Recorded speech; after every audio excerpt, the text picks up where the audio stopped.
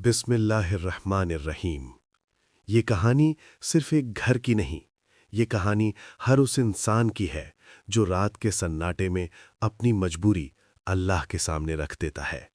जब दुनिया के दरवाजे बंद हो जाते हैं, तब दुआ का दरवाज़ा खुलता है। और आज की कहानी है अरशद की, जो सब कुछ हार कर सब कुछ पा गया। रेगिस्तान के किनारे मिट्टी और घास फूस से बनी एक छोटी सी झोपड़ी। इसी झोपड़ी में रहता था अय्यूब और उसका बेटा अरशद। न बिजली, न पानी, न दौलत, लेकिन हर शाम अय्यूब नमाज के बाद हाथ उठाता और कहता, या अल्लाह, तूने जो दिया है उसमें बरकत दे और जो नहीं दिया उस पर शिकवा न दे। अरशद अक्सर पूछता, अब्बा, हम इतने गरीब क्यों हैं?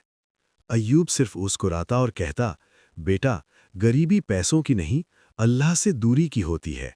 एक साल आया जब बारिश बिल्कुल नहीं हुई। लोग शहर छोड़कर चले गए, लेकिन अय्यूब नहीं गया। उस रात अरशद भूख से सो ना सका और पहली बार उसने अपने वालिद को रोते देखा। अय्यूब सजदे में गिरा और कांपती आवाज में बोला, या अल्लाह, मैं भूखा रह लूं मगर मेरे बच्चे को भूखा ना रख। अगली सुबह दरवाजे के बाहर अनाज का थैला पड़ा था। ना कोई नाम, ना कोई निशान, सिर्फ अल्लाह का एहसान।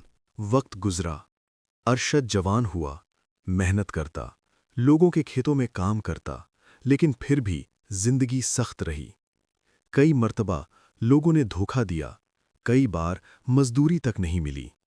एक रात अरशद टूट गया। नमाज के बाद हाथ उठाकर रोया, या अल्लाह, अगर मेरी तकदीर में सिर्फ सब्र है तो मुझे शिकायत से बचा ले। उस रात उसे ख्वाब आया, एक रोशनी और एक आवाज, अरशद, सब्र कर, तेरा वक्त आ रहा है। अगली सुबह शहर के लोगों ने अरशद पर झूठा इल्जाम लगा दिया। उसे निकाल दिया गया, बेइज्जत किया गया, लेकिन उसने बद्दुआ नहीं दी। उसने सिर्फ इतना कहा, या अल्लाह, तू देख रहा है। यही वो लम्हा होता है जब अल्लाह फैसला करता है। कुछ दिन बाद शहर का एक बुजुर्ग ताजिर अरशद को काम देता है। अरशद ईमानदारी से काम करता है, रात दिन मेहनत। धीरे धीरे अल्लाह बरकत देता है। वही लोग जो उसे जलील करते थे, अब कहते हैं, इस लड़के के साथ अल्लाह है। अय्यूब बुजुर्ग हो चुका होता है।